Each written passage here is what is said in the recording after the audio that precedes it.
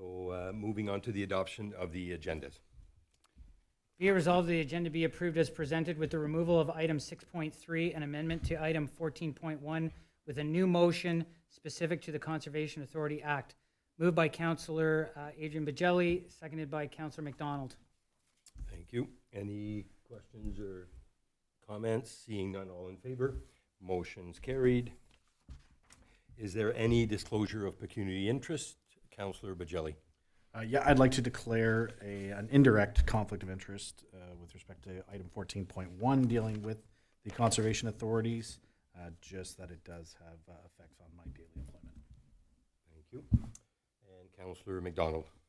I'd also like to declare a conflict on 14.1 Conservation Authorities Resolution, as it does also pertain to my employment as General Manager at Raisin Region. Thank you. Now let's hope there's no more. 'Cause so, no, that's, you've got that. I do, in writing. And are the sheet in writing? Perfect. Moving on to our delegation. So I'd like to welcome our first presentation from Watson and Associates. We have Sean Michael Stephen that will be joining us. Is Jake going to join us as well, or do you have that all by yourself, Sean Michael? It'll just be myself. Perfect. So we will start. So it's in regards to our development charges that have been in as far as a study that was done, and now it's being first presented to council. So I will let you start with the presentation. Thank you very much, and good evening, Mr. Mayor and members of council. So let's get the presentation shared here. So as you've just mentioned there, so in terms of the study process thus far, we've been working with staff in detail, looking at the information requirements for the background study, a development charge background study, to be able to bring forward to council the draft findings in that regard before seeking direction on next steps to finalize the background study and then initiate the public process around bringing a bylaw forward for council's consideration. And so the intent or the agenda for the presentation is to give a bit of an introduction on development charges, review the draft calculations and inputs, as well as the development charge bylaw policies that are either required under the Development Charges Act or within council's discretion, and then talk about next steps in the process. So by high-level way of introduction, development charges are a tool available to municipalities under the Development Charges Act, and they're a tool to allow you to recover capital costs associated with new development in a municipality, and to do so through a bylaw. And so the key point there is that's focusing only on capital costs, and that those are in relation to new development. When the types of capital costs that would be recovered from development charges are those growth-related needs that are of a broad benefit to the community.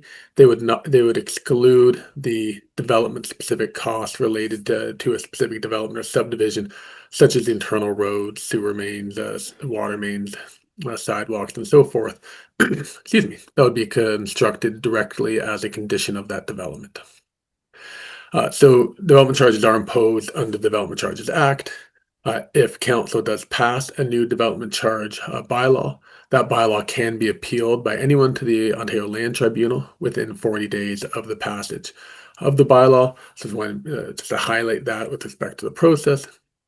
And with respect to your current practice around collecting for the growth-related capital costs of new infrastructure, as you're aware, you don't currently have development charges, but you do collect for the growth-related water and wastewater infrastructure costs through capital charges imposed under the Municipal Act. So they operate in a similar fashion to the intent of development charges, but only for water and wastewater services currently.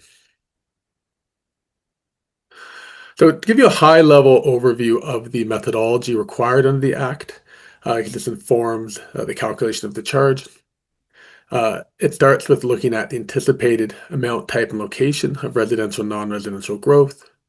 We then need to look at what is the increase in demand for service associated with that forecast development. doing so only for those services that are eligible under the Development Charges Act. So, for example, one of the main services not eligible is facilities for the general administration of the municipality. So you might be having those sorts of needs, but that's not an eligible service under the Act.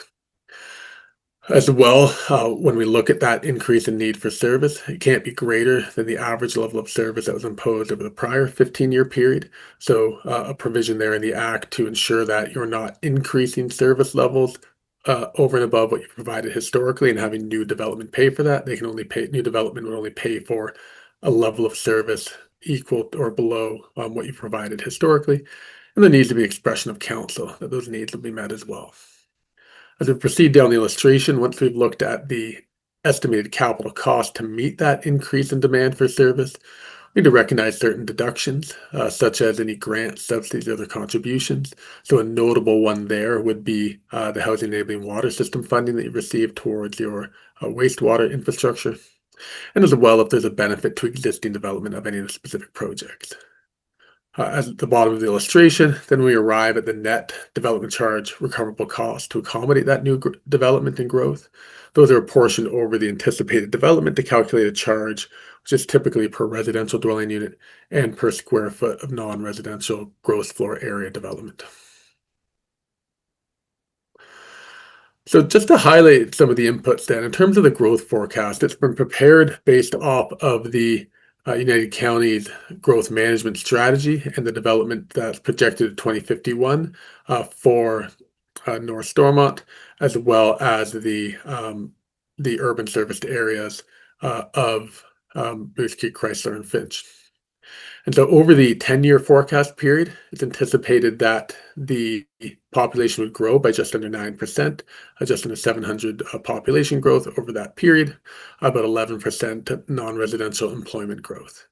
And over the longer term over the 25-year period to 2051, about 17.5% growth, just under 1,400 additional population, and about 312 additional industrial, commercial, institutional jobs, about 23% growth in aggregate over that period. In terms of the increase in need for service, it's been assessed on a 10-year forecast for services related to a highway, as the Act defines the service, which includes your roads and related infrastructure, as well as your associated public works, facilities, and fleet, fire protection services, parks and recreation services, by law enforcement, and then growth-related studies, which would include your any future development charge background studies, as well as other growth-related studies to inform the increase in need for service in the future. And then over the 25-year period, just for the urban serviced areas with water and wastewater, those services have been assessed. So in the aggregate for those services over the respective forecast periods, just over $24 million in gross capital costs have been identified. We can see that in the red area of the pie chart, just over half of those costs would be potentially recoverable from development charges, about $12.7 million. And then in the other three sections of the chart are the deductions that have been made. And so those deductions include about 11% of the cost in the blue section for the benefit to existing development, some minor other deductions of $3,000, grants, subsidies, and other contributions, about 8% or about $1.9 million have been deducted for the growth-related share of those grants. And then in the yellow section, 29%, about $7 million have been deducted as a post-period benefit. And to explain what that is those are costs that are ultimately growth-related, but they'd be of a benefit to growth beyond what's included in our forecast period. And I'll explain that a little bit further in a moment with respect to water and wastewater when I talk about those specific capital needs. That's largely where these post-period benefit deductions relate to.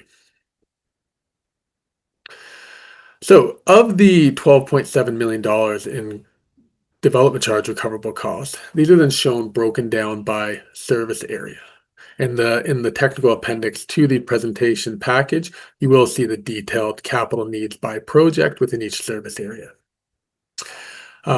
The almost 3/4 of those costs are for water services over the period to 2051, about $9.3 million. but 10% of the cost for wastewater, about $1.3 million.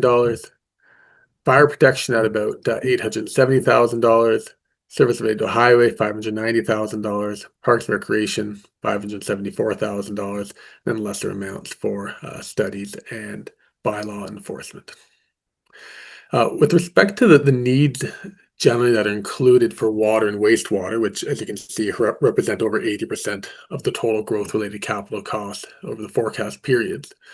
These needs are derived from the water and wastewater master plan that was prepared. The costs have been allocated to growth versus benefit to existing, recognizing that some of the projects, most notably the pumping station upgrades for wastewater, include a replacement of existing infrastructure. So there's a benefit to existing development of that replacement and upgrade. But then as well, just going back to that earlier point I made about the post-period benefit deductions, what we see in the master plan is that most notably for Moose Creek and Chrysler, the potential development that's identified in the master plan that then informs the future infrastructure the master plan is identifying is greater than the anticipated development that's included in our growth forecast. And so what that means is we want to make sure that those capital costs in the master plan are being apportioned to the anticipated development within the master plan, which means some of it needs to be beyond the growth that would be in the DC forecast, which is why there's a post-period benefit. It doesn't change what the essentially what cost per unit the master plan is identifying. It's just making sure that we're only including the share of the cost that would be attributable to development in the development charge growth forecast period. If there's any questions on that at the end, I'm happy to unpack that a little bit further. So in terms of the development charge calculation, that's shown here in the proposed schedule of charges, which would impose the charge for 4 different residential dwelling unit types for single and semi-attached dwellings, apartments of 2-bedroom and greater or 1-bedroom and bachelor, and then other multiples. The other multiples typically being your row townhouses, medium density. Then as well for your industrial, commercial, institutional development, the charge would be imposed per square foot of gross floor area for non-residential development. On the left-hand side, you can see the charge imposed by service area, and then we have a total there for the cost that would be imposed regardless of where development occurs. So in a single and semi-attached dwelling unit, the charge would be $5,743, and that would be imposed on all development regardless of where it occurs in the township. And then we have the urban service charges for water and wastewater. We can see just over $1,900 for wastewater and $14,100 for water. That total of $16,041. Those would be imposed only in the areas that do have the water and wastewater services imposed. And so you'd have a total aggregate charge in those urban service areas of $21,784, $5,743 in the rural area. That charge decreases by dwelling unit type based on the assumed occupancy of those dwellings from census data. And so for at most just under $21,800 for a single and semi-attached dwelling, that would decrease to as low as $10,245 for a 1-bedroom or bachelor apartment. We can see for non-residential development, the charge in the rural area would be $1.81 per square foot. In the urban area, $9.23. So look at how that charge compares to your current charges, which, as I mentioned earlier, the current charges are not development charges, they're just blacked capital charges. Those are currently $5,000 each for water and wastewater. And so currently new development in the urban area would pay $10,000 per unit. There'd be no charges in the rural area. So with this proposal, obviously in the rural area, a new charge of $5,743. In the urban area, the total charge would be $21,784, so an increase of $11,784 per dwelling unit in those areas. And then just to highlight for you how these charges compare to neighboring municipalities, this chart includes in the dark blue section the lower tier or area municipal development charges, excluding water and wastewater, Any water and wastewater development charges or connection charges as you currently impose in the Municipal Act are shown in the red section of the bars. And then to the extent they're imposed, education development charges in green and upper tier development charges in the yellow color. And so the gray arrow represents your current position. You can see that that would be very similar to that of some of the other municipalities in the counties, with South Glengarry, South Dundas, and North Glengarry just currently imposing connection charges under the Municipal Act. With the proposed increase, that would move you above the draft charges for South Stormont, as well as Cornwall, still being below North Dundas, as well as other neighboring municipalities such as Castleman, Russell, and Kingston. I would note, just with just an update to that footnote in the bottom right-hand section of the slide, South Dundas Council did examine the use of development charges, but at this point has decided not to go forward with those at this time.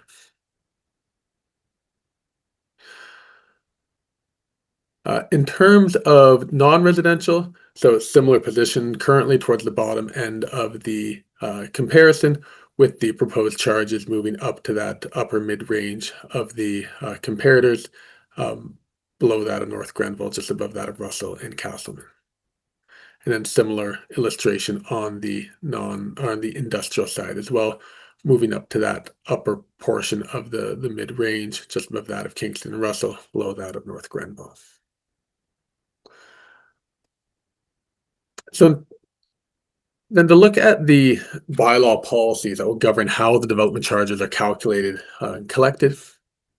Under the Act, the charges typically are calculated and collected at building permit issuance. That can be earlier at subdivision registration for hard services such as water, wastewater, and roads, but typically not done for most municipalities. Some of the larger GTA regional municipalities utilize that provision. What municipalities always have the ability to do is to enter into an agreement with an applicant to allow the development charges to be paid earlier or later. And so that's under Section 27 of the Act, an ability municipalities always have to enter into through agreement. What's proposed through discussion with staff is that the charges would be calculated and payable at building permit issuance, notwithstanding the abilities of council to alter that through agreement. The Development Charges Act also has mandatory deferrals for rental and institutional and non-rental residential development, which I'll touch on the next slide. One of the other deviations to that calculation and collection at building permit issuance is that for any developments that proceed through a site plan or zoning bylaw amendment process under the Planning Act, they actually have their charges calculated when that application is made, giving them some earlier assurance of what that charge will be and certainty through that development process. And so that charge is calculated at that time, and it's held frozen at that rate until building permit issuance, although the municipality can charge interest on that period, which would be the average prime rate plus 1% is the maximum prescribed rate that you could charge. So in terms of those deferrals that I was mentioning earlier, for rental housing and institutional developments, they're required to pay their charges in 6 equal payments commencing from the date of occupancy. So that gives them a deferral from the standard payment at building permit issuance. I'd also note that as of November 3rd, interest can't be charged in those installments any longer. So previously, municipalities were charging interest on those installments. That ability was removed. In terms of non-rental residential development, so all other residential development that's not rental and paying in 6 equal annual payments commenced from occupancy, they will have a deferral to occupancy permit. So again, giving them that delay from building permit issuance until the occupancy permit of the dwelling. So a key item for discussion with the implementation of development charges then is exemptions to the payment of the charges. So municipalities have the ability to include exemptions in their bylaw. Some of those are required under the Act. Others are at council's discretion to approve to be included in the bylaw. However, the exemptions do need to be in the bylaw. What you don't have the ability to do is on a case-by-case basis waive development charges, as there may be requests in the future. If you do want to have an exemption, it does need to be defined in the bylaw. The types of exemptions that typically are utilized are related to the type of use, like places of worship or farm buildings, a specific geographic area, a type of development, or a specific service within the bylaw. What I'd really want to highlight for you here is that the Act is specific that any of the revenue that you don't collect as a result of exemptions can't be made up by increasing the charges for other types of development that you do want to charge. So it is a loss in revenue to the township, which does need to be made up through other sources. So I'll just run through the statutory exemptions that are required under the Act, as if you're aware of what those are. You don't charge yourselves or the county or school boards. Land that's intended for use by a university that receives operating funds from the government is exempt. Any existing industrial building can expand by up to 50% of their existing gross floor area without the payment of development charges. For additional residential units, whether they're within existing or new residential buildings, you can add up to 2 units within a single semi-attached or row house. 2 of those units can be within the existing new dwelling, or 1 can be within and 1 can be within an ancillary structure. For existing rental residential buildings of 4 or more residential units, you can add the greater of 1 unit or 1% of the units. Other exemptions that exist are for nonprofit housing, inclusionary zoning, affordable housing units, affordable housing as defined in the thresholds in the province's bulletin. There is additional exemptions proposed for attainable housing units, but those have not yet been defined or proclaimed by the Lieutenant Governor, so that's one still being monitored. Not a full exemption, but there are discounts for rental housing development. So beyond the deferrals that we talked about earlier, there are also discounts for rental housing development. So depending on the number of bedrooms in the dwelling unit, between a 15 and 25% discount on the charges. There's also exemptions for long-term care homes. So with respect to the affordable housing exemptions, I just wanted to illustrate for you what those thresholds are that have been set for North Stormont. This chart for ownership housing illustrates what the affordable housing thresholds are. And so what has been set out in the legislation is that the property is deemed affordable if it's sold for the lesser of the income-based affordable price that's defined in the bulletin, or 90% of the average purchase price. And so what you can see in this chart is that the income-based affordable purchase price is just under $400,000, as indicated by the yellow orange line there. And then the 90% of the average purchase price is shown in the chart in dark blue. So for a detached home, the 90% of the average purchase price would be $414,000. We can see that then that dips down to $333,000 for a semi-detached and $324,000 for a row or townhouse or condominium as well.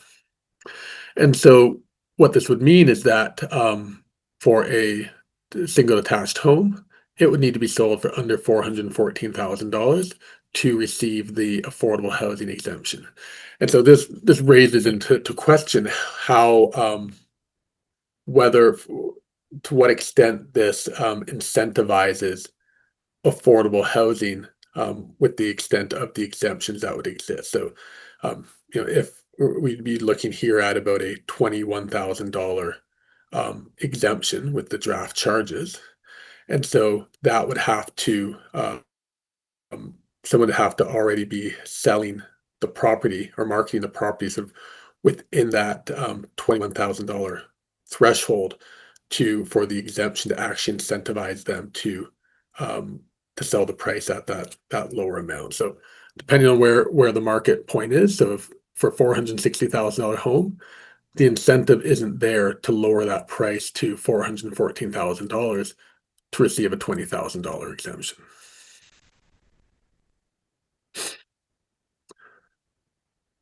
On the rental side, what's shown here, a little bit of different format. The income-based affordable rent is shown in the teal green color, which is just under $2,100 per month. The average market rent then is shown in the dark blue, which is between $870 and $1,140, depending on the number of bedrooms. And so here, again, if these average market rents are representative of market rents in North Stormont for new development, and they're intended to be based on the province's bulletin, but for certain segments, we've had feedback that they're not in some cases. But to the extent they are, this would be an incentive then to bring these types of units to market, because putting them renting them at that average market rent would qualify for the exemption from development charges. One other item I wanted to highlight with respect to development charge policies is how with the statutory exemptions that exist, how this differs compared to your current policies with your charges for water and wastewater under the Municipal Act, where those same statutory exemptions do not exist. So, for example, if and this is just looking at the water and wastewater component of the charges. If you were looking at just a standalone single or semi-attached dwelling unit, currently they would pay $10,000 in those connection charges. That would increase to $16,000. Right now, if you were to have a new single or semi-attached dwelling unit and that was built with a basement additional residential unit, you would be charging the water and wastewater connection charges on each of those units, so $20,000 in total. Under the Development Charges Act, that basement ARU would be exempt, and so you'd actually only recover $16,000 of those water and wastewater charges. And one step further, if that new single detached unit had a basement ARU and one within an accessory building, like within the garage, currently each of those units would be charged, so $30,000 in total. Under the Development Charges Act, those ARUs would both be exempt, so you'd still only collect the $16,000. So there would be some shortfalls in collection with respect to those ARUs, again, because of the statutory exemptions under the Act. So with respect to the non-statutory exemptions, some of the common exemptions that include across the province as well as within the surrounding area are for bona fide farm buildings or agricultural uses, as well as a place of worship or a cemetery. And so through discussions with staff, that's what's being put forward for council's consideration and feedback. One of the last items just to highlight for you is with respect to redevelopment credits. These are included in most bylaws to recognize that where you have an existing building, if that's demolished and replaced or converted to another use, the replacement of the existing building doesn't represent an increase in demand for service. So if someone has a single attached home and they knock it down and replace it, there's no increase in demand for service associated with doing so. And so there's credits against the charges that would be payable to recognize what they are replacing. So if you, in that case of just replacing a single attached home with a new one, the credit would offset the new charge payable. If what they're building is greater than what was there before, like a 3-unit townhome in place of a single detached unit, they would pay the difference in the charges for what they're building versus what was already there. There's also provisions being included here that if there's a case where a new home is being built on a property and the existing building can't be demolished until the new one is constructed, that there would be refunds given to the development charges paid on the new building as long as the existing home is demolished within an agreed amount of time. Lastly, with respect to indexing, so the charge is calculated in the base year. So in this case, it'd be calculated if the bylaw is passed in 2026 values. The charge then can be indexed annually to allow the charge and the costs that are being recovered to keep pace with the cost of infrastructure that those revenues are meant to fund. And so that indexing is based on the non-residential building construction price index from Stats Canada. That is what's prescribed under the Act. That would be done for the Ottawa-Gatineau series as identified in the legislation, being the closest geographic area to North Stormont that can be used.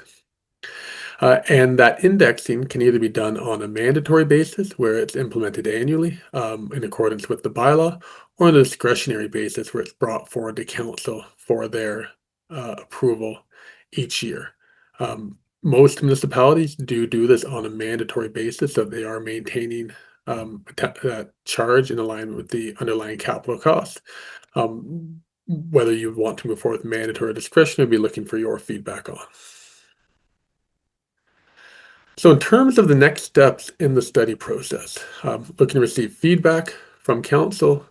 We will then be finalizing the background study in the coming weeks, depending on the extent of feedback from council that we receive. Once that background study is then published on your website, that starts a 60-day clock before the bylaw can be passed. And during that 60-day period, there needs to be a public meeting of council held, and that would be at least 2 weeks after releasing the study. And then once that 60-day period is complete and the bylaw or the public meeting has been held, then council can consider the bylaw for passage. So that wraps up the sort of prepared remarks. And it was a lot that I went through there. If there are any questions, clarifications, happy to try and assist with any of those further. Thank you very much, Sean Michael. I do have questions myself of my own, but I will look at council to start to see if there's any questions from them, starting with Deputy Mayor Densham. Thank you, Mr. Mayor, and thank you for the presentation. Very, very informative. I have a much better understanding now of what we are looking at when we talk about development charges, and the fact that it's regulated as much as it is somewhat comforting in a sense that it really does help line out what's appropriate to be done. Some of the questions that I had. So one of the areas that wasn't listed in terms of where the funds could be used was economic development. I find that economic development will be more needed in an area that's growing necessarily than not. And I wondered whether or not that is something that could be included in the target for some of the developmental charge revenue. I have a couple other questions, but maybe I'll go one at a time. Just if that's okay. Sure. So, yeah, great question. So with respect to economic development, there'd be a couple barriers to including those costs. The first would be development charges can only used for capital costs. And so, from my experience, a lot of economic development costs are operating in nature, and so those wouldn't be eligible. To the extent you had any capital costs related to economic development, so studies, for example, they would then need to fit within one of the eligible service areas as defined under the Act. Economic development is not one of those service areas. So you'd need to be able to substantiate that those costs are somehow related to one of the eligible service areas, such as roads, fire, water, wastewater, parks and recreation, and so forth. And that, again, that might be a little bit more difficult to do. And it also need to show that those are required because of development. And so, from my experience, those economic development is not a cost that I really ever see in development charge background studies. Not something that came up in our discussions here either. Thank you. The capital qualification makes sense then.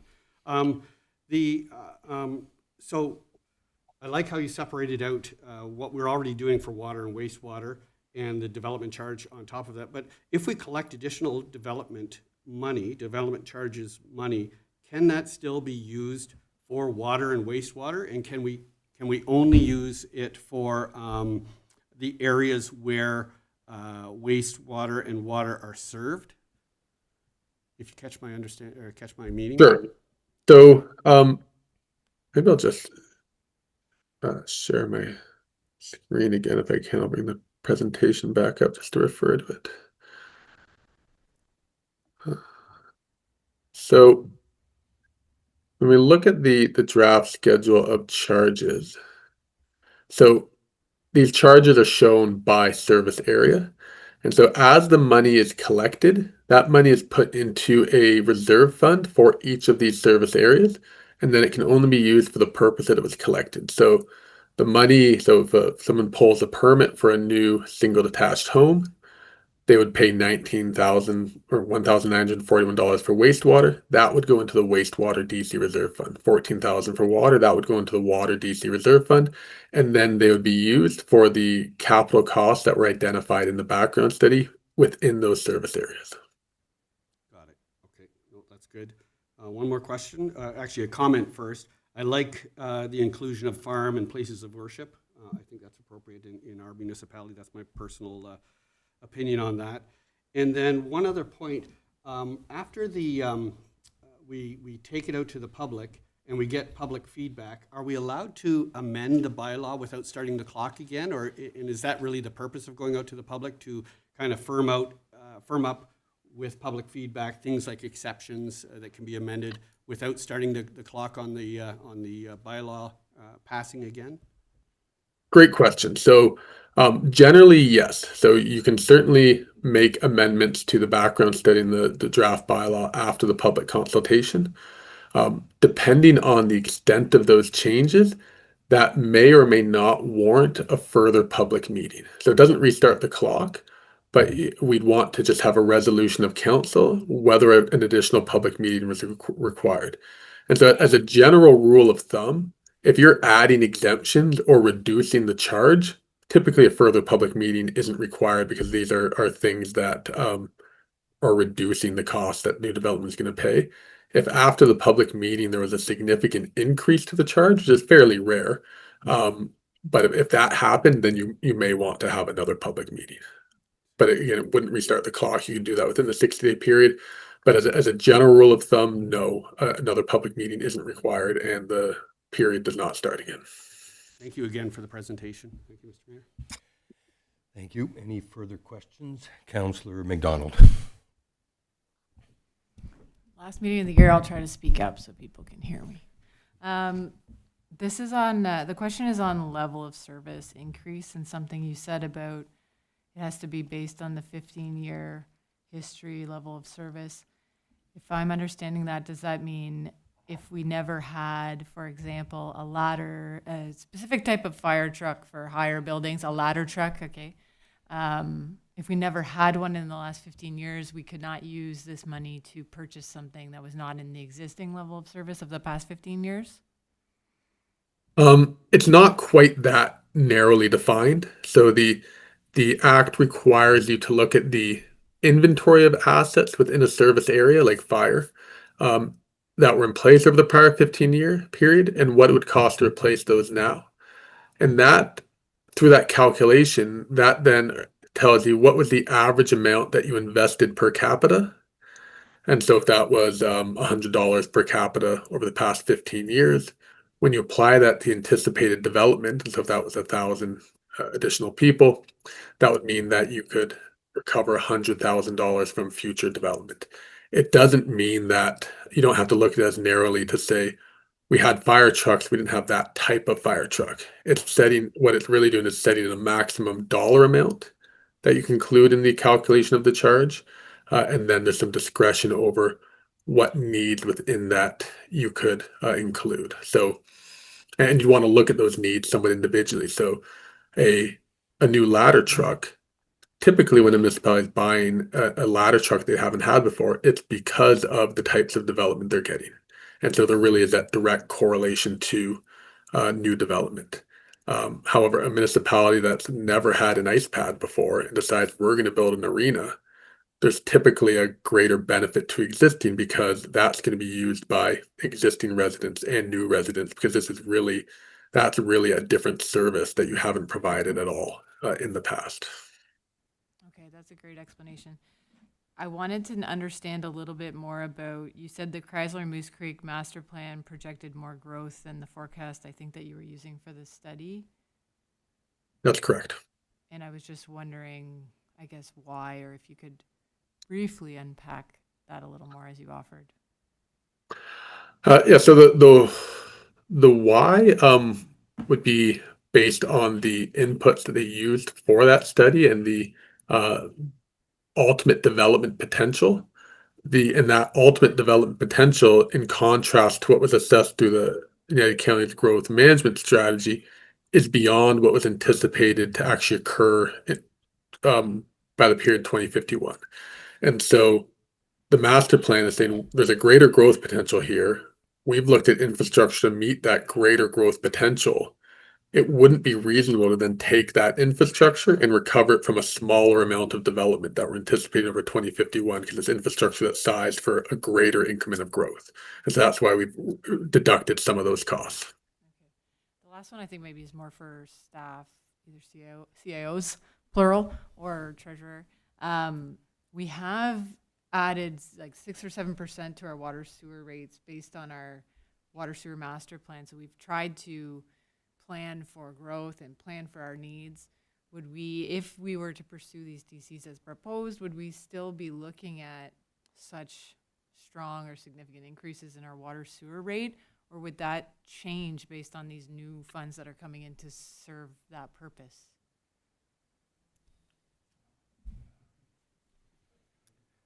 I can do you want me to? Before we put our treasurer on the spot, or Sorry, acting Lachlan. treasurer, I should say, no, maybe Sean might go out of, because one is operational, the other one is dealing with development charges. So can you maybe elaborate what your thought is on that question?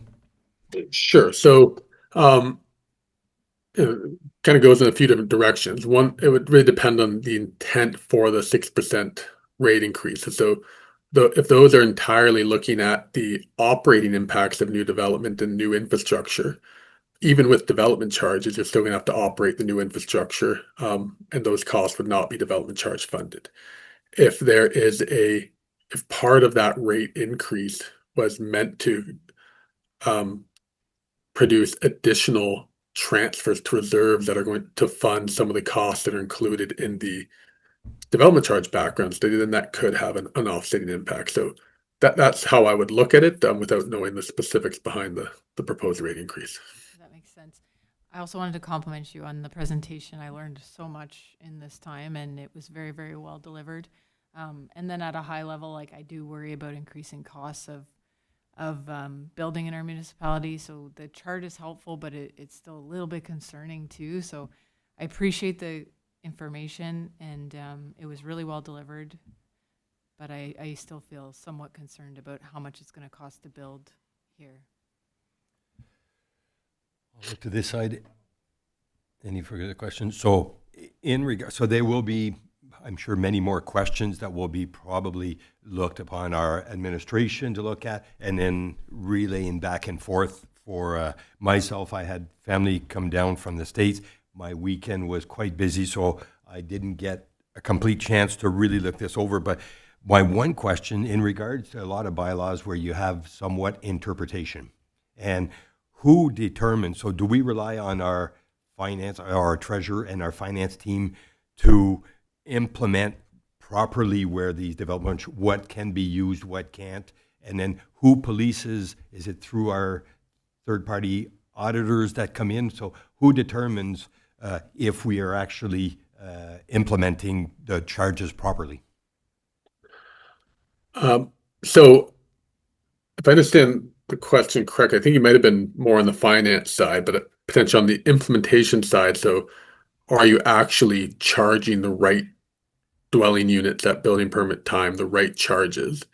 If that's part of the question, that's usually done by the building department, and then to the extent that anyone thinks that the bylaw has not been imposed correctly, they have the ability to bring that to council and contest it. So there's always that ability under the act. If the other half of the question was who makes sure we're using the money correctly, That's more like, so implementing the charges, I'm meaning more where we can allocate, like saying a an aerial ladder versus, and what can be utilized to pay for those versus just replacing a truck where you can't. So that, who's the one that would make sure that these, is it through the audit is my question? Yeah, so there's not a formal audit that takes place. Your annual year-end process and audit, from my experience, typically isn't looking at it in that context as well. There is an annual reporting requirement, though. The municipality does have to produce an annual treasurer's statement for development charges. That's to be placed on your website and submitted to the ministry. The submission to the ministry is a new requirement. There's been no mention at this point, though, as whether they're going to be auditing that. It does require a lot of detail, though, in there, so that you can align what's in the treasurer statement and how the funds have been used to what's in the background study, so that they've really increased the reporting requirements, so there is that transparency and linkage between what you spent the money on and what you were allowed to under the background study. Unless there's an audit process that occurs that hasn't been communicated yet, where that typically gets brought up, if there are any issues, is when a background study and a bylaw is being renewed. So we would always go through the process of looking at what did you do? What did you spend this money on over the past 5 years, or however long since your last bylaw? Were you allowed to spend that amount of money? And if not, correcting that so your reserve funds moving forward are accurate. And in many cases, it's more often a municipality didn't spend what they should have. Not that they overspent it. It's more likely that a municipality did a project, didn't realize that they could have used development charges and funded it from taxes. We want to make sure that the correct development charges are being applied to that project. So that's where we usually catch it, or an astute developer through an appeal process or a public consultation process could identify something as well that they have an issue with. I think that if council at the end of the day is responsible for managing the municipality, we rely on it's just to make sure we identify that we are doing the correct process and allocating those monies where we're allowed to, and understanding that. So we'll have lots of opportunities to do that. I don't want to take too much more time. One other question: when you're looking at development charges, so when you have a new development, sometimes they're combined, but there's always a developer and then you've got the builder. In some cases, the developer builder is one entity. In other cases, you might be the developer and then you sell lots to the builder. So is there a split of some DVs that are going to a developer when roads are being built? And then, because all about water allocate or surcharge, wastewater is all going really on the builder through a building process of a dwelling. But is there any development charges going to the actual developer that's building the subdivision?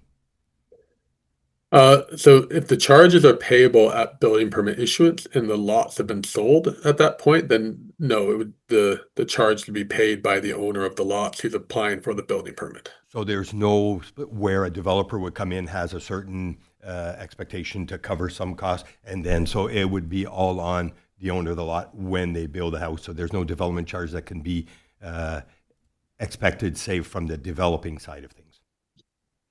No, there wouldn't be in that situation, and it would be up to the builder, the purchaser of the lot, to understand what their obligations are when they pull the permit.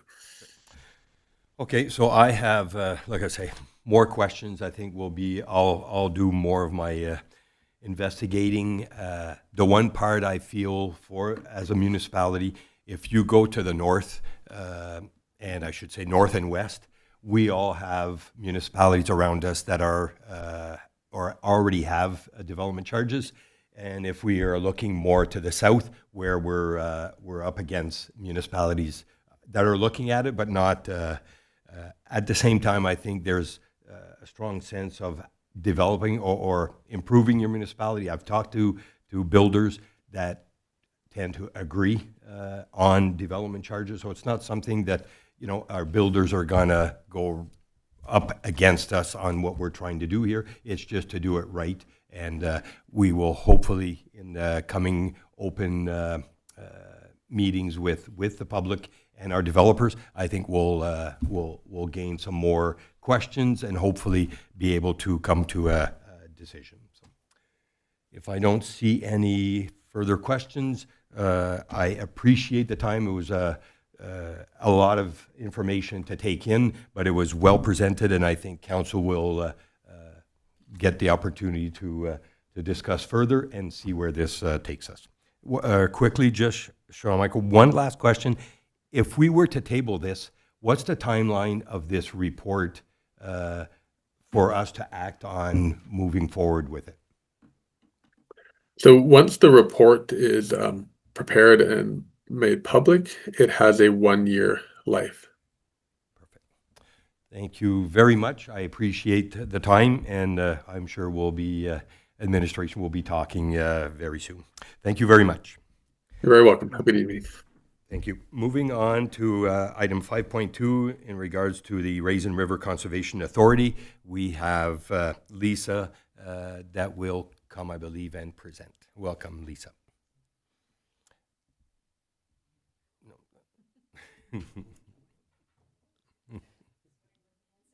Yeah. There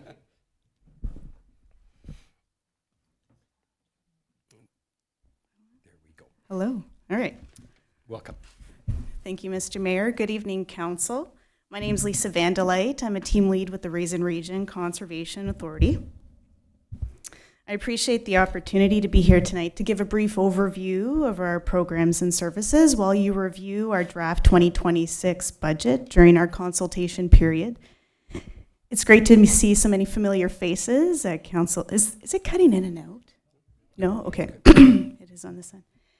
It's great to see so many familiar faces at the council table. We have Councillor Bajelli, who sits on the Raisin Region's board as your representative. We have Councillor McDonald, who's our wonderful general manager. And we have a bonus CA board member, who your treasurer is Mayor McDonald, who's our South Glengarry representative on our board. I wanted to highlight, you can go to the next slide. I wanted to highlight 3 key programs and services that we provide to the Township of North Stormont and our partner municipalities. This includes our role with protecting people and property, our conservation lands and recreation, and forestry and special projects. And at the end of the presentation, we'll go over a high-level overview of our draft 2026 operating and capital budgets. The Raisin Region Conservation Authority is one of the 36 conservation authorities in the province. We serve 5 local municipalities, including the Township of North Stormont. As you are aware, the province is considering consolidating conservation authorities. This was factored into our 2026 budget, which will be reviewed at the end of the presentation. Our board of directors includes elected representatives from each municipality, including 1 representative from your township. Our board generally meets at our administration office at Grace Creek Conservation Area. We recently completed a strategic action plan which sets out the board and staff priorities for 2025 to 2028. Copies of our strategic plan were provided to your office a few months back. Our core mandate includes protecting people and property from natural hazards like flooding and erosion, and the protection of municipal drinking water. We have several programs that advance this goal, including planning and permitting programs, our flood and low water response, and the management of water control structures.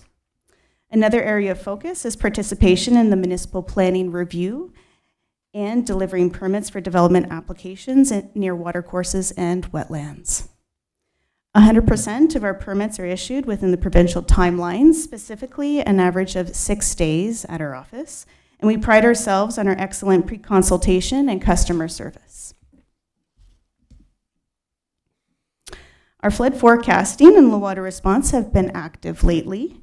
Locally, we are out monitoring precipitation, snow depth, and water levels on our rivers and issue the necessary warning notices to provincial ministries, municipalities, and the public.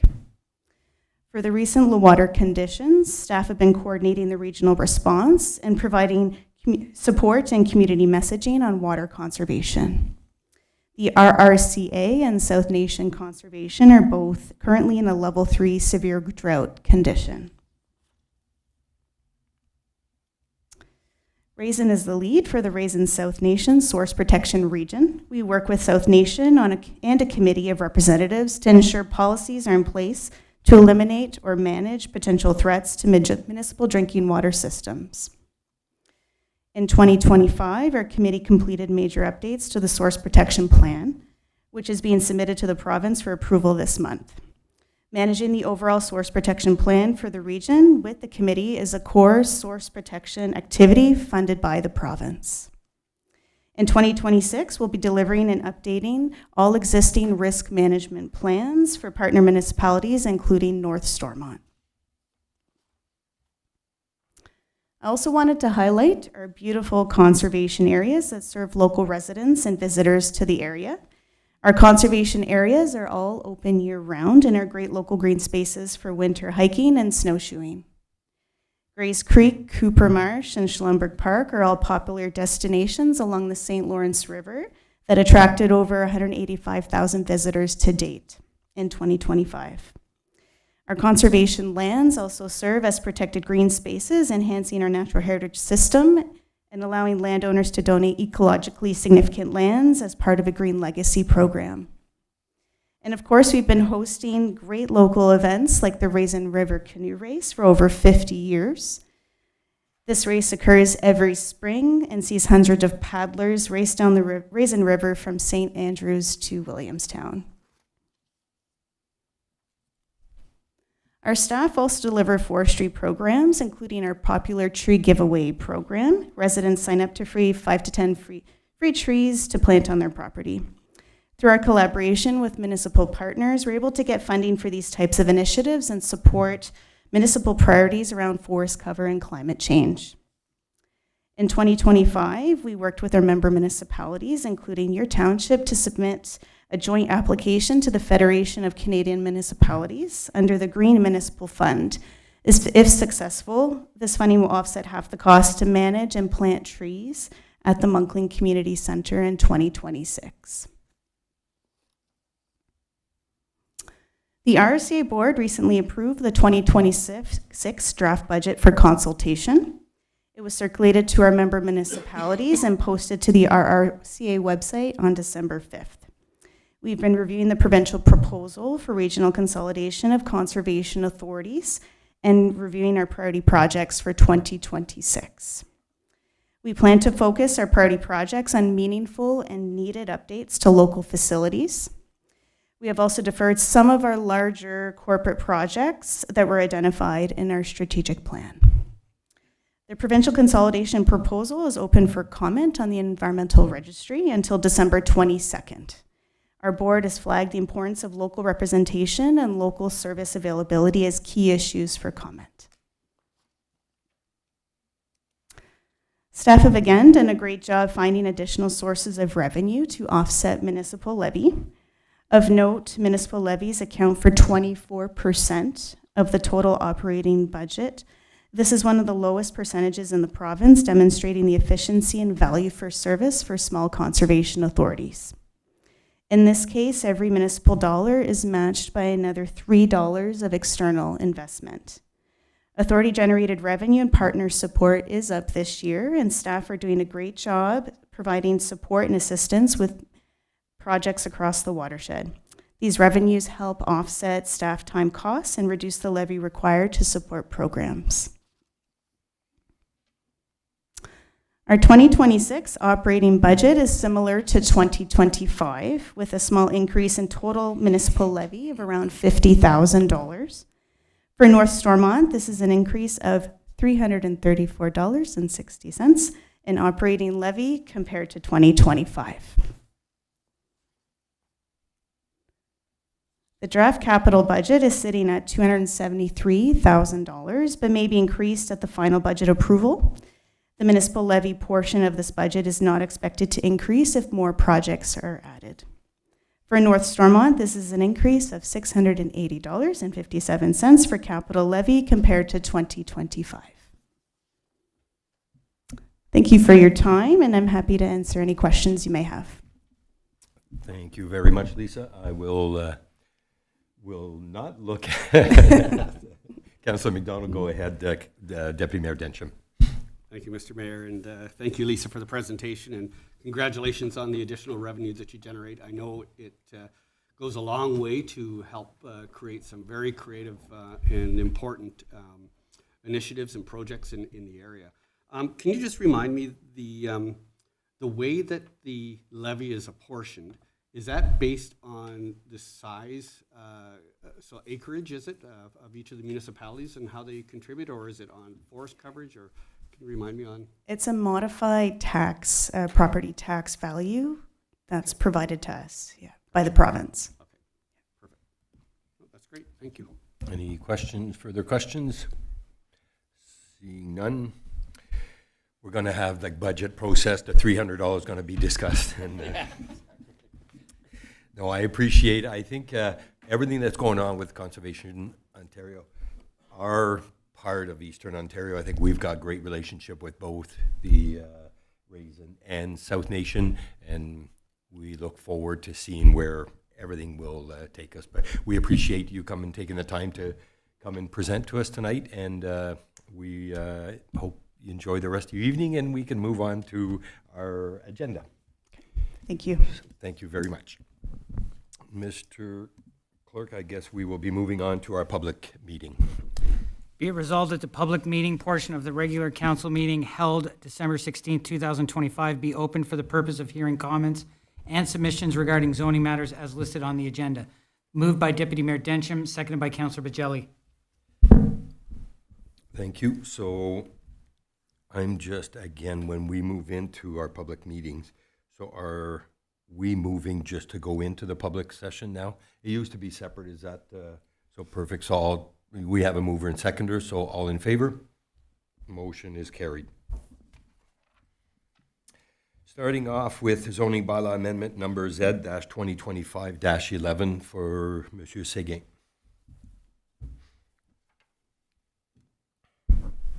That the Council of the Township of North Stormont receives the background information from the Township Consultant Planner from SDG Counties regarding proposed changes to the zoning bylaw 08-2014 for the zoning amendment file number Z-2025-11 on lands described as 164956 Road, part of Lot 28, Concession 6, for information purposes. Moved by Councillor McDonald, seconded by Councillor Bajelli. Thank you. So do I ask questions, or do we have either Peter or Laura to give us a brief overview? Yep, I have a presentation here whenever you're The ready. full presentation? Yep. Well, you go right ahead. Thank you, Mayor Landry.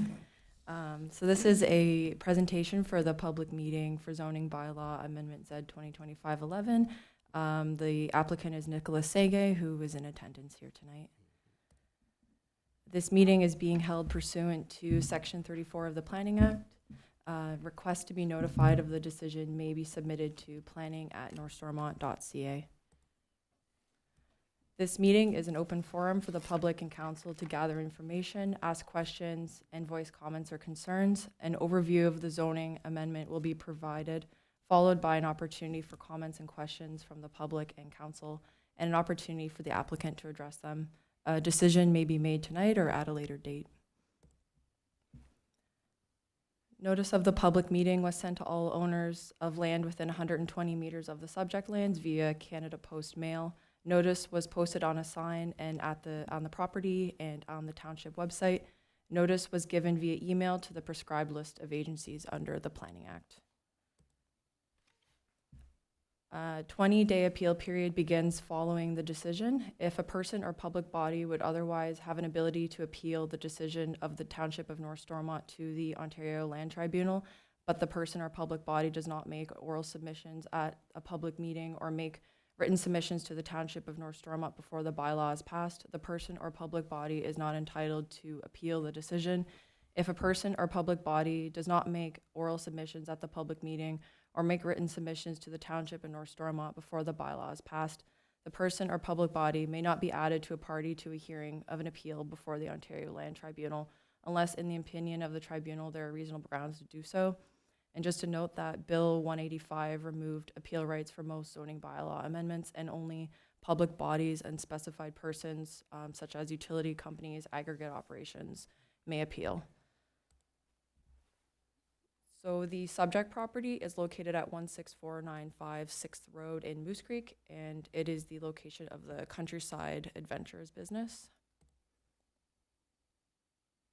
The official plan designation of the property is rural district in the SDG official plan. The current zoning of the property is rural special exception 25. In 2017, a zoning bylaw amendment was approved to establish the special exception 25 zone, so the applicant could operate the Countryside Adventures business. In addition to the permitted uses of the rural zone, the special exception 25 zone allows for ice skating trail, passive recreation uses, chip wagon, washrooms and changing rooms, and rental cabins. The proposed zoning, the applicant is looking to maintain the current RU 25 zone, but expand the list of permitted uses to include rental of electric motocross bikes, a track for electric motocross bike use, and offer spooky wagon rides in the fall. This zoning bylaw amendment will support year-round recreational activities on the property. Comments received, South Nation Conservation and Enbridge Gas stated they have no objections to the application. The Township Fire Chief identified a requirement for a fire safety plan for the storage of the lithium batteries. The applicant has been made aware of this requirement and has agreed to work with the Township Fire Chief on this. And we have not received any comments from the public on this zoning bylaw amendment. And I'm happy to answer any questions you may have. Thank you. So I will take if there's any questions from council. There's also, we don't have anybody in the gallery for public comments, but I'll start with Councillor McDonald. I just want to say I think this is a great expansion of an existing use, and I think it's building on the success of the business, and I'd like to see things that are going to diversify for all seasons. So I did tell Nicholas that I might not be driving the dirt bikes because I do think I would hurt myself, but if he ever decides to get four-wheelers, I might try that. But no, I think it's great. There's been things that have worked very well there. You've been expanding and growing this business, and I've not heard any complaints, nothing but positive feedback from the tourism, the guests that come there, the county's promoting it. I think it's great, so very supportive. Thanks. Thank you. Any further questions? Councillor Bajelli. Just echoing the statements, I think it's a great diversification of the property. Looking forward to seeing it. Obviously, with the fire, lithium, knowing that one of our council members drives a rolling firebox, as long as I know we're taking the precautions for the lithium batteries, I think it's going to expand the business, and more of our neighboring communities are going to take advantage of Countryside Adventures. Thank you. Any other questions? Go ahead, Councillor Shane. Basically echo the same things as well. As I find it very interesting, the electric motocross. It's something very new, and you might actually get a lot of interest, people coming to try this out if this passes through. Be a good addition to the community. Thank you. And Deputy Mayor Densham. Might as well round it out. Yeah, congratulations, Nick. I think it's a great addition.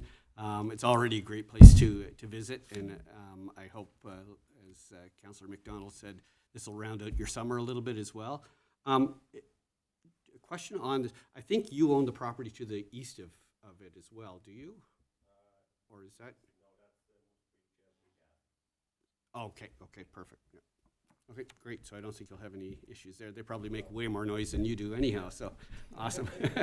Thanks. So with that said, so no, again, Nick, I think the tourism aspect on Stormont, you came on board quite a few years ago now, and again, there's always the doubt thinking, and everything you've done so far has just shown how you've excelled, and I'm not worried that this venture that you're looking into will again prosper and just add to what you already have on that property. So with that said, we're just accepting the report. Bylaw will follow later on the agenda. So all in favor of the motion? Motion is carried.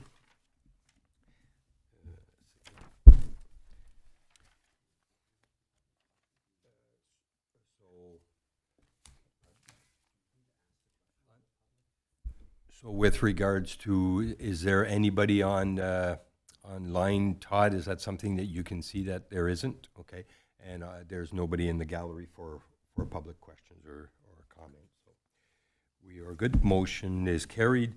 Moving on to item 6.4, so the closing of the public meeting. Be it resolved that this public meeting portion of the regular council meeting held on December 16, 2025 regarding zoning matters be declared closed. Moved by Councillor Pagelli, seconded by Councillor McDonald. Thank you. All in favor? Motion's carried. Moving on to the adoption of our previous, or minutes of our previous meetings. Be it resolved the following minutes be approved as presented. Regular meeting, November 25th, 2025. Moved by Councillor Pagelli, seconded by Councillor McDonald. Thank you. Any omission or changes required? Seeing none, all in favor? Motion's carried.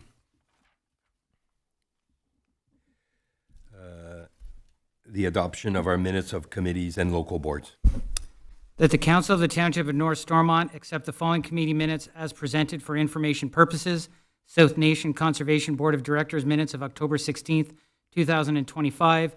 Township of North Stormont Committee of Adjustment minutes of November 7th, 2025. Moved by Councillor McDonald, seconded by Councillor Pagelli. Thank you. Any questions in regards to our committee board meetings? Seeing none, all in favor? Motion is carried. Looking at our monthly staff reports and recommendations. Be it resolved that the following monthly reports be received. Bylaw enforcement, building, fire, recreation and facilities, public works, and CAO. Moved by Deputy Mayor Densham, seconded by Councillor Pagelli. Thank you. So I'll take questions in regards to our reports. Councillor McDonald. I'll try to keep it simple. But Blake, for the pump that failed in the well in Finch, is that concerning? Okay.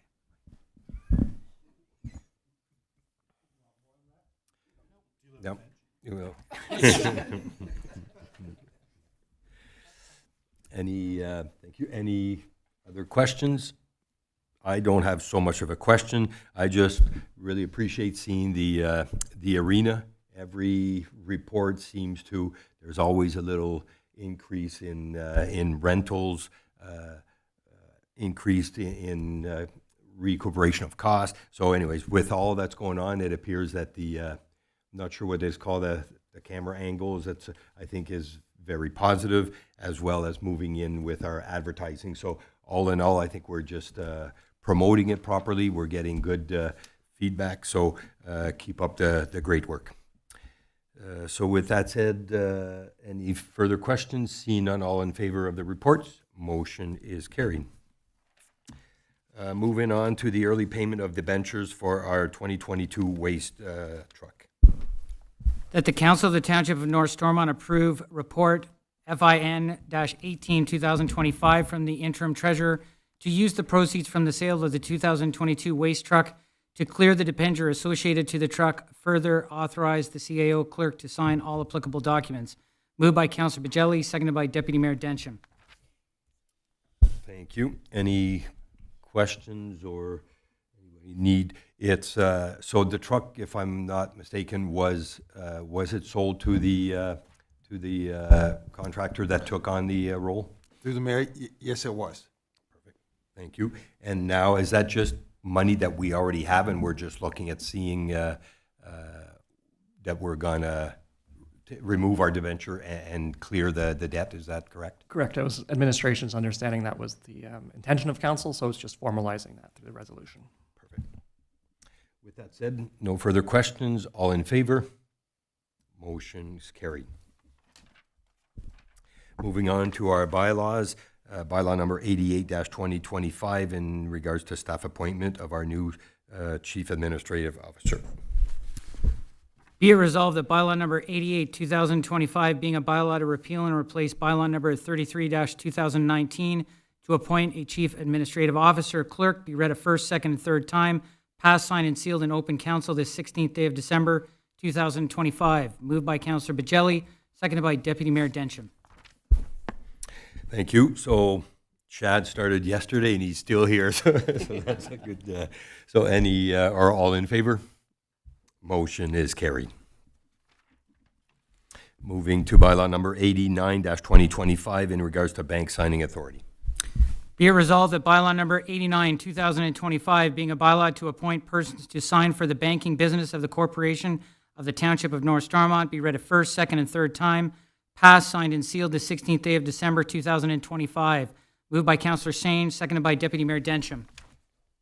Any questions? Seeing none, all in favor? Motion's carried.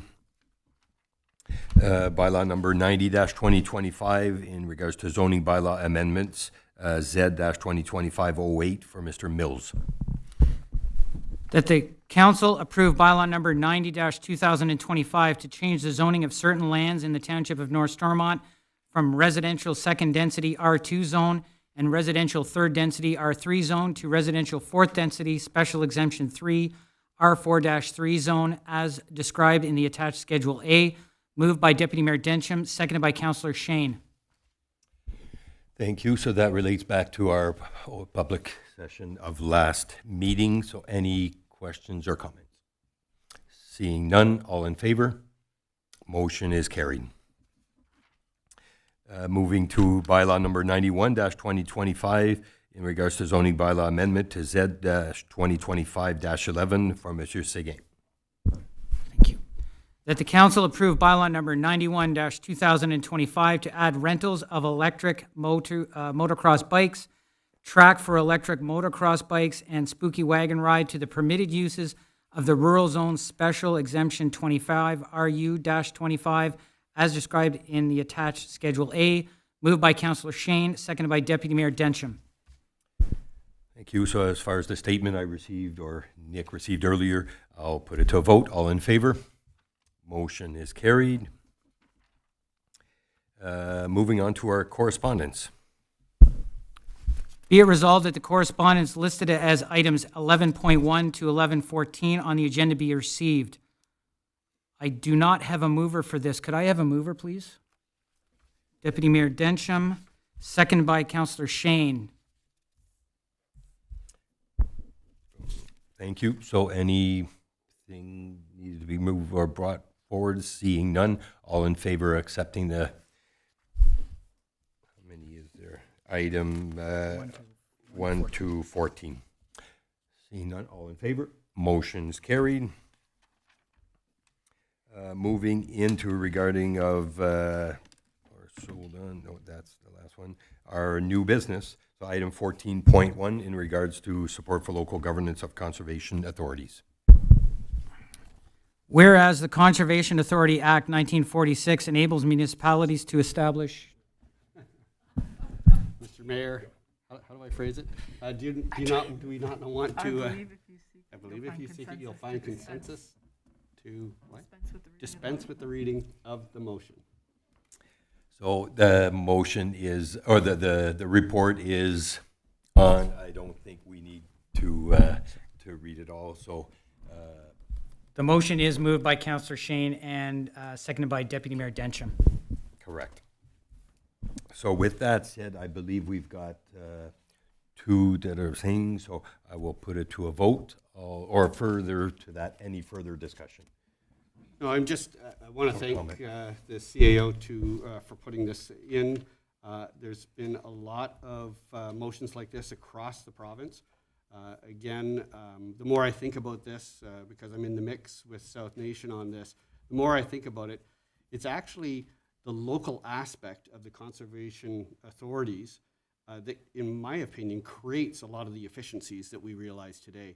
The fact that staff and the board are so close to and knowledgeable of their local areas, I really believe that is part of what makes them as efficient as they are. And I think especially in the East, because we're often ignored, but in this sense, or in this way, it's actually caused our local CAs to be very vigilant in looking after the municipalities that they serve. And so again, I think it's that local presence more than anything that helps to foster the efficiencies that we already enjoy. So thank you for putting this on the agenda. Thank you. So with that said, I'll put it to vote. So all in favor? Motion is carried.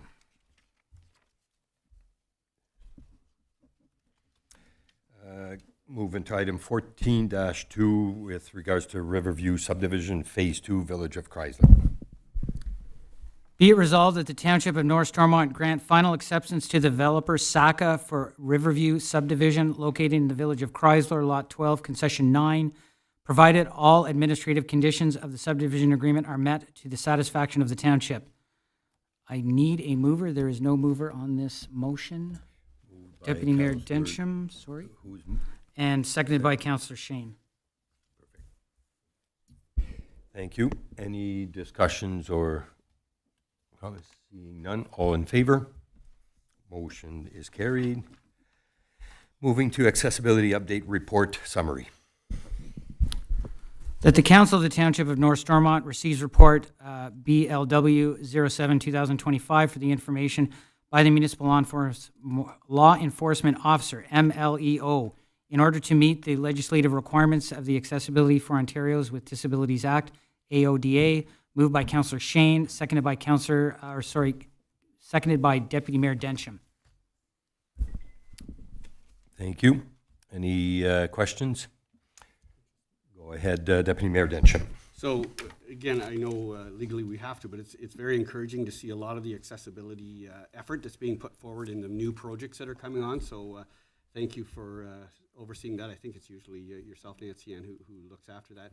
I think you mentioned in the report that we will, at a future date, be receiving an update on our past report and how well that's been fulfilled. Do you have a sense that you can share with us on how complete?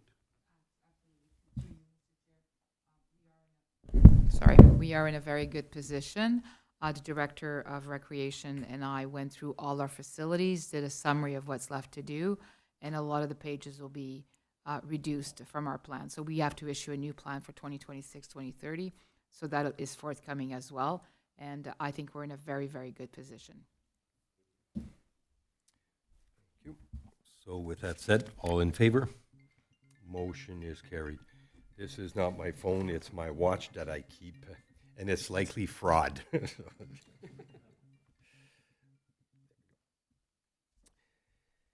Boom, boom, boom, where are we here? So our regular scheduled meeting will be held on Tuesday, January 13th, again at 6 p.m. And now I'm going to come up to the closing remarks, or any closing remarks from our members of council. So I would like to take the opportunity to, in closing, with my friend sitting beside me, which is our CAO. I can call him my CAO. I also call him a friend.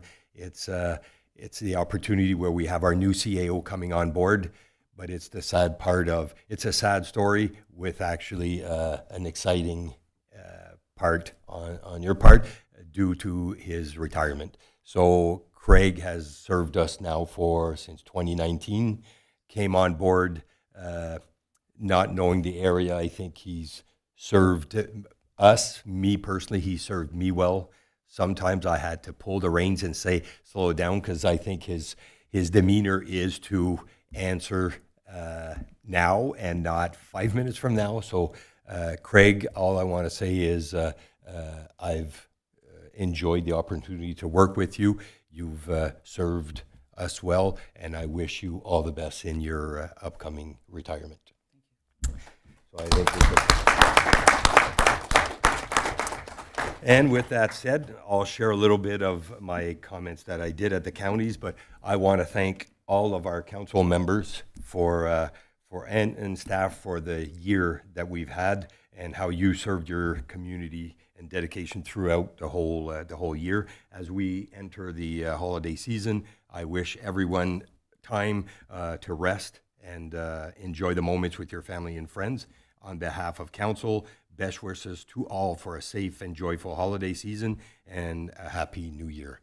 J'aimerais souhaiter un joyeux Noël à tous et une très bonne année à venir. Merci beaucoup. And with that said, we will look at ratification, I believe. There is no further questions, so ratification, Mr. Be it resolved that bylaw number 92-2025, being a bylaw to adopt, confirm, and ratify council's actions at its regular meeting of December 16th, 2025, be read a first, second, and third time, passed, signed, and sealed in open council the 16th day of December 2025. Could I have a mover, please? Councillor McDonald, and it was seconded by Councillor Shane. And with that, all in favor? Motion is carried. Before we adjourn, I would just like to, Craig, maybe you can help me. So for the holiday season hours, so we will be actually, I'll take the opportunity. So we do have a staff luncheon that will take place Friday afternoon, starting at 1. We will be closing the office to have all staff participate. And maybe you can just relate the Christmas hours of over the holiday season. Certainly. The office will be open between 8:30 and noon on the 24th, and it will be closed in the afternoon of the 24th through to January 2nd inclusive, and the office will reopen Monday, January 5th.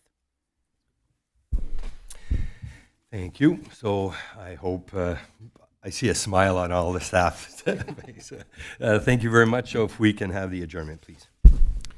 Be it resolved that the regular meeting adjourn at 7:28 p.m. Moved by Councillor Shane, seconded by Deputy Mayor Densham. Thank you. All in favor?